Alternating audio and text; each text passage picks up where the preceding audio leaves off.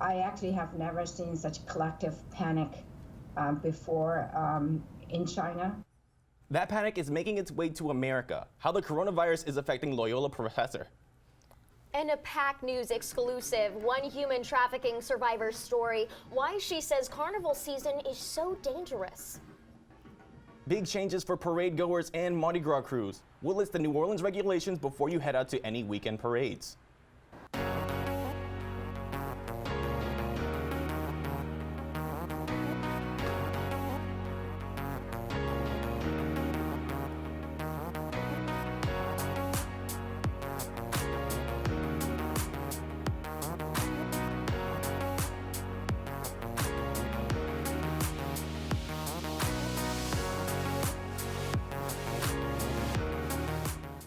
Good afternoon. It's Tuesday, February 11th. I'm Andres Fuentes. And I'm Tess Rowland. We're following breaking news as the New Orleans Firefighters Association claims that Chief Tim McConnell has canceled all firefighter vacations until further notice. The union spokesperson says the cancellation is in response of firefighters' protests of labor issues. Firefighters say they refuse to work voluntary overtime hours because of already working 96 to 120 hours a week. The department is facing its lowest employment in 120 years, with less than 500 employees.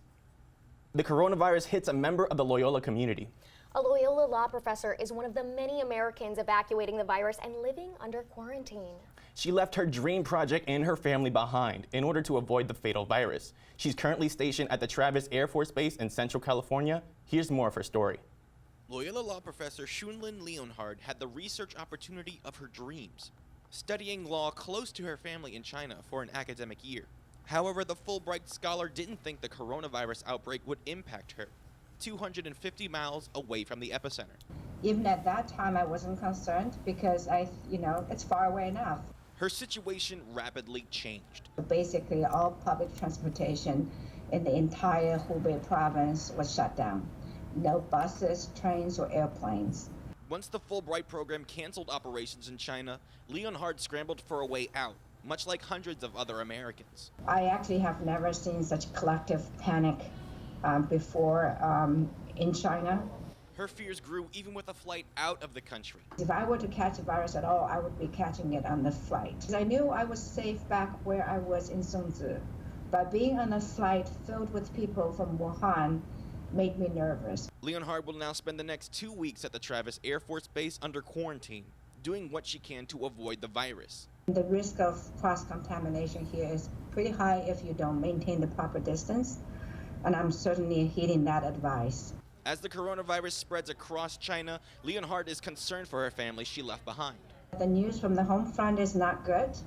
I mean, my family is still safe. They tell me. But they have detected multiple cases right now of coronavirus infection. She hopes Chinese officials can contain the virus soon and that one day she can return and focus on her studies. For now, she's grateful for the encouragement from her Loyola family. I am very grateful to my colleagues for all their wonderful messages and well wishes, and I know some attempted humor at cheering me up. And I'm also very grateful for the support of my dean, Madeline Landrew, and President Tetlow. Now, I talked to Professor Leonhard this morning. We sent a few emails back and forth. She wants the Loyola community to know her spirits are still high and her sense of humor is very much intact. She wants to thank all the support she's been getting, and if you want to contact her, she's available through Skype and her school email. Right now, there are more than 43,000 cases of the coronavirus and 1,000 deaths. The outbreak has many cruises and airlines canceling trips in and out of the country, which impacts Lunar New Year fests around the world. At New Orleans' own festival over the weekend, spectators say less people visited for the 3-day weekend than previous years. We don't know yet the financial impacts of the smaller crowds. However, cities like Los Angeles reports more than $985 million loss in business this year due to low attendance at festivals. The CDC reports 13 cases of the virus right here in the U.S. Parade goers have questions about whether or not they will be safe and healthy during this carnival season, and it's all due to social media. Twitter users have been raising questions and concerns about whether or not they will be safe from the coronavirus this year. With jam-packed crowds and Mardi Gras throws made in China, experts want you to know that there's little truth to the rumors. And I don't consider the coronavirus a threat in New Orleans at all. You know, I'd be very surprised if the people would contract it here.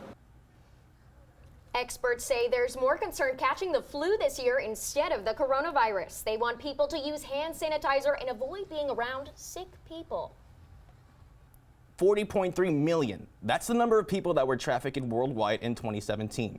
Nearly 700 of those cases were reported right here in Louisiana, and numbers went up in 2018. Reporter Lily Cummings joined us in the studio to talk about those numbers. With carnival season upon us, numbers like that are important to remember. But why carnival season? Well, about 1.4 million people flock to Big Easy parades each year. I spoke with a trafficking survivor who explained why large events are reasons to worry. So when I was trafficked, I was 26. Nadia Lee now works at Eden House in New Orleans, a safe house for survivors of trafficking. And after graduating from their 2-year program, she's now the prevention assistant there, shedding light on her story to protect others. Nadia says her pimps took her from Mobile, Alabama, where she's originally from, and from there they bounced from Mississippi to Florida and all across the Gulf Coast, until bringing her to New Orleans. She says she was brought into the city during French Quarterfest. To think that it's not going on around festival times or festivities, I feel like would be kind of just turning the other cheek to it. After the pimps herself and other victims got into trouble with the law, she found herself in jail before eventually landing at Eden House. Maxine Kimbrell is a licensed clinical social worker and program manager at Eden House, and she says, the incidence of human trafficking, certainly, it's an everyday thing. It's in every situation, every city, every area of the country. And Maxine says you also have to consider the incidents that go unreported. It's no way to tell number-wise, but it's something that you kind of have to be in to know. As we are right in the heart of carnival season, Nadia says it's important to stay aware of your surroundings, to never go anywhere alone, and to keep the human trafficking hotline number on your phone. And that's what I fear, especially around these times, because you do have a lot of drinking, you do have a lot of, partying, and they know where to go. They know where to look. They know how to pick you out in a crowd and say, that's the one I'm gonna get her. And they do. Eden House opened almost 8 years ago and has helped dozens of residents. And they told me that in 2020, they plan to open a second home so they are able to help more women who are in recovery. I will definitely be adding that number to my phone. I mean, it's so important to see something. If you see something, say something. Exactly. Yeah. And always go in a group of friends, or even if it's not Mardi Gras, you're going out to the quarter, you're going out to a party. Group of friends is always great. Don't leave your friends behind. Thank you, Lily. New Orleans City Council passes updated ordinances to clear up vague Mardi Gras regulations that caused some controversy in years past. Reporter Amy No has the story on how these changes could affect parade season. Carnival, a season deeply rooted in tradition for crews, for the city, and especially for parade goers. For me, it was like a family holiday. I've never not known it. Bringing personal items like ladders, tents, and coolers hours and even days before their favorite parade rolls is a time-honored tradition. That's me and my brother. The ladder, probably 83. Children can enjoy the best view of the parades from on top of their ladders, but parents better be sure that their ladders are 6 feet from the neutral ground. Additionally, the city passed an ordinance requiring all ladders and/or personal items left on the public right-of-way be removed 4 hours or more before a parade, and at the end of the final parade that same day. Last season, officials were removing ladders from the parade routes. Ferret Hardware and Paint makes, sells, and decorates Mardi Gras ladders. They're hoping the city's move helps business. Last year, a lot of ladders got taken down, destroyed, thrown away, lost. So maybe we'll see a little bit more people trying to replace their ladders from last year. And although ladders are a loved tradition, one aspect of Carnival won't be changing no matter the laws. I mean, it could be a bummer, but it's not the end of the world. The parade will go on. Amy No, PAC News.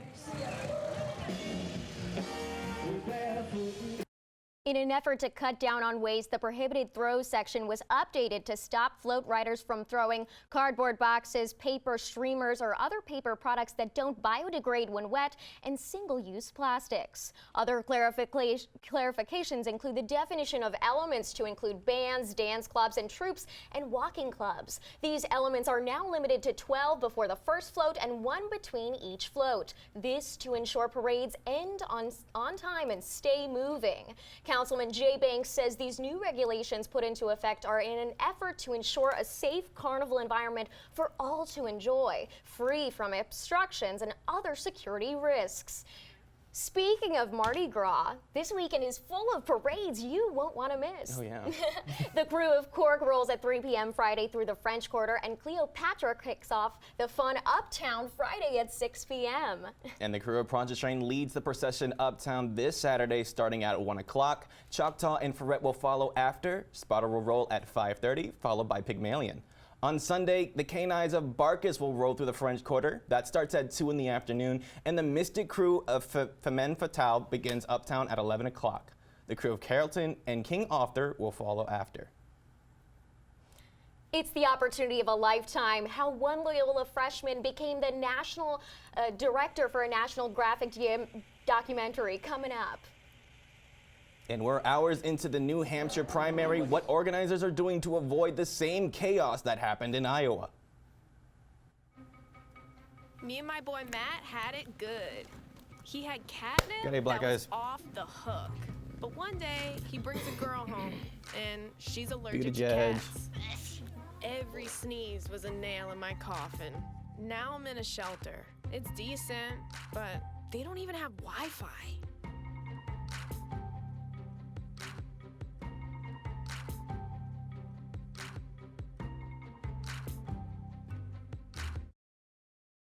Election organizers feel the pressure in New Hampshire for a smooth run. Authorities in New Hampshire say they're keeping it old-fashioned. The procedures used for the primary won't be changing like they did in Iowa. The primary will be run by election officials, not by state parties, and they're not using an app to collect results. Paper ballots will be counted by scanner or by hand, and the results will be read aloud at each location. The Trump administration 2021 budget proposal sits on the House Budget Committee desk awaiting approval. The president met with the nation's governors to come up with a plan that he says will bring the nation's deficit down close to zero.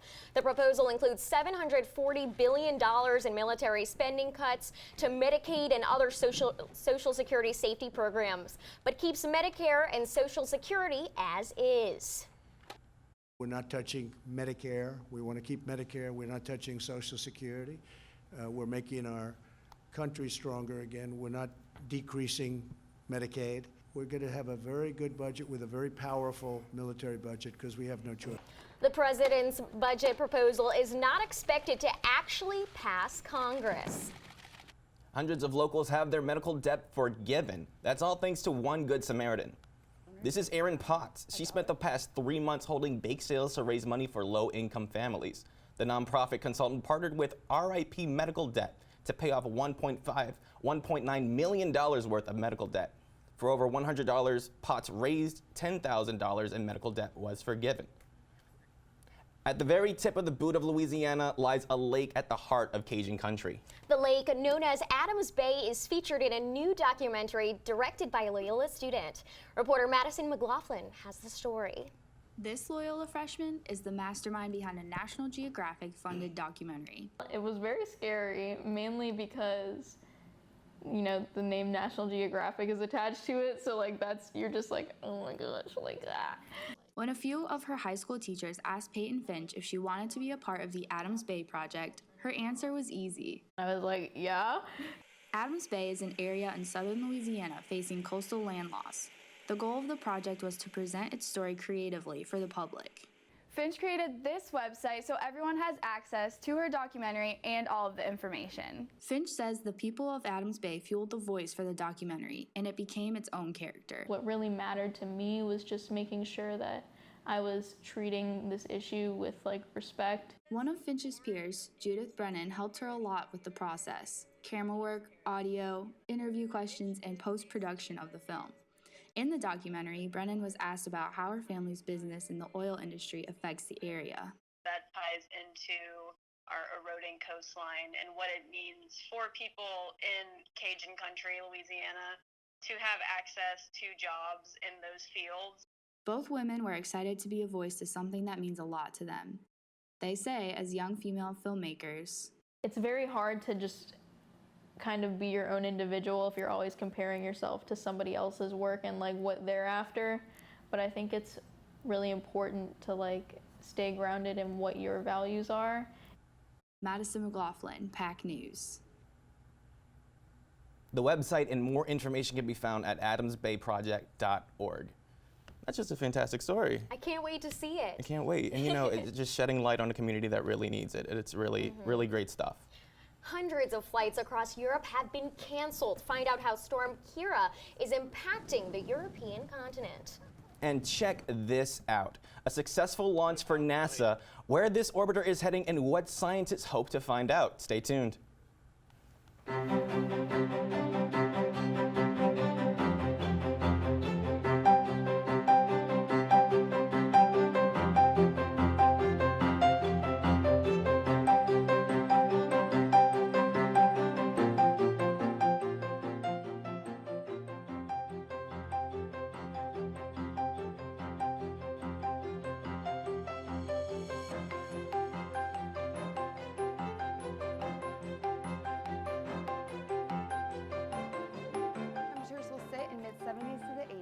Back to you, Lester. Thanks, Taylor. And in our final story of the night,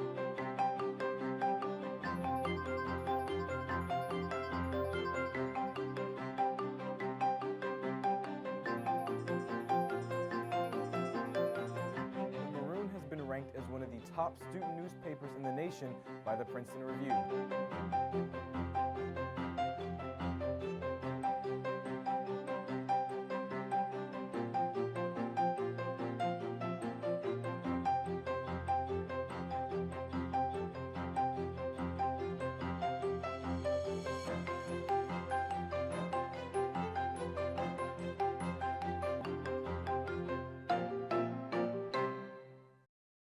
And Cody Downey is here with your weather from around the world. What is going on around the world, Cody? Tell us. Well, landscapes and floods in Brazil have killed at least 30 people.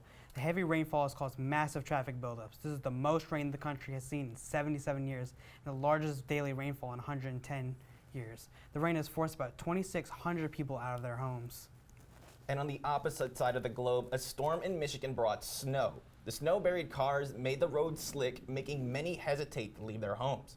Those who did spent their weekends sledding down the white slopes.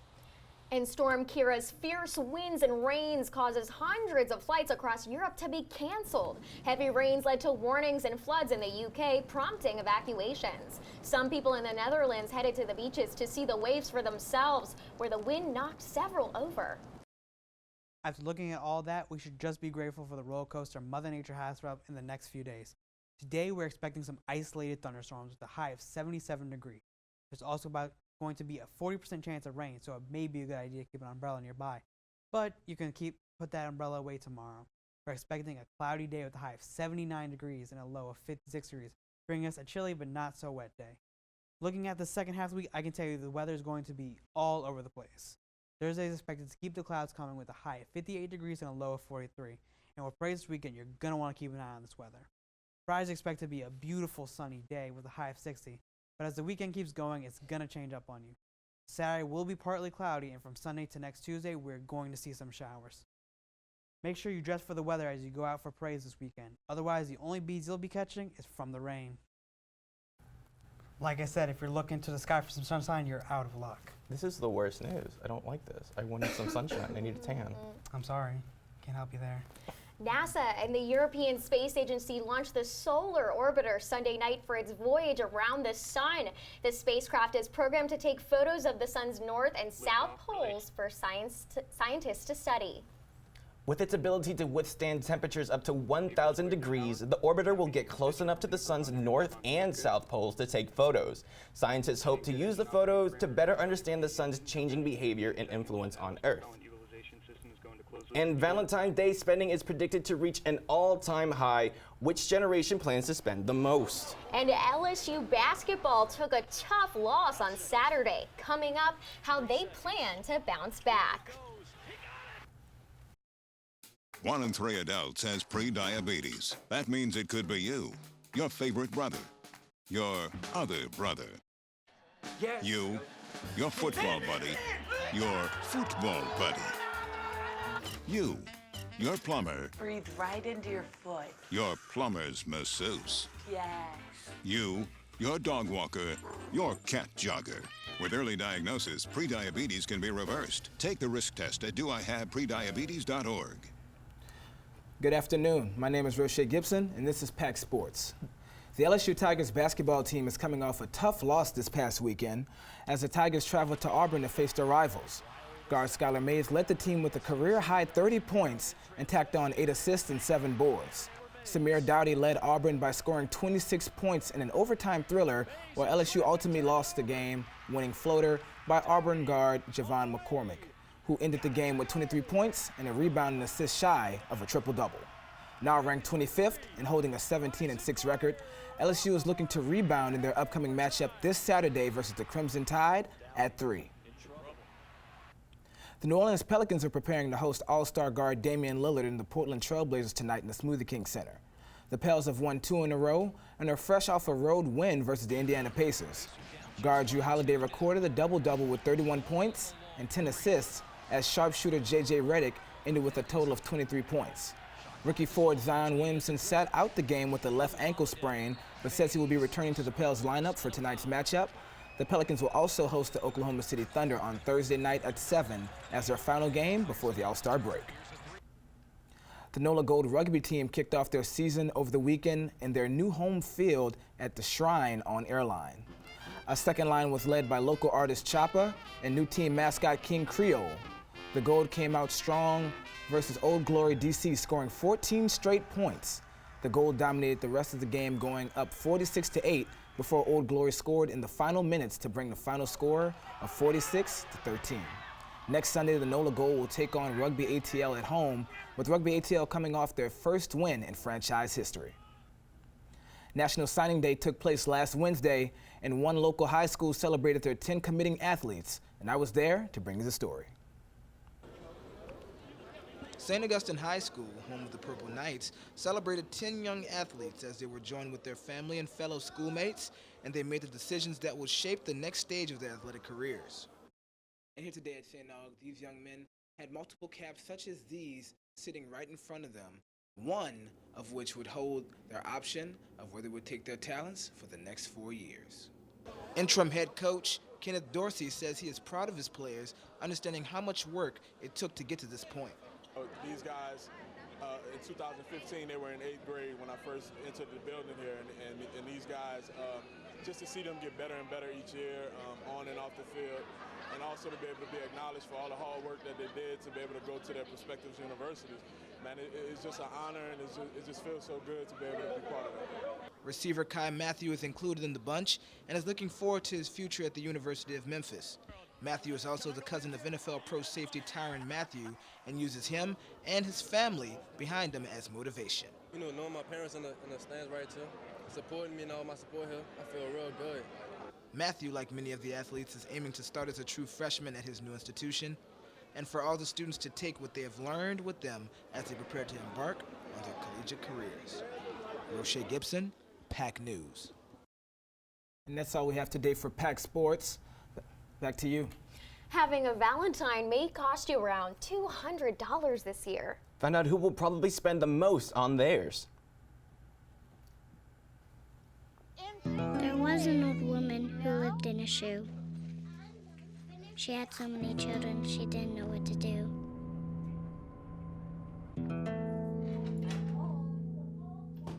She gave them some broth without any bread and kissed them all soundly and put them to bed. Hunger is a story we can end. End it at feedingamerica.org. With Valentine's Day around the corner, stores are stocked with chocolates and teddy bears. A survey by the National Retail Federation predicted this year's Valentine's Day spending to set a new record at $200, with millennials spending the most. And that's our news for now. Be sure to tune in next week. Thanks for watching. Have a great day.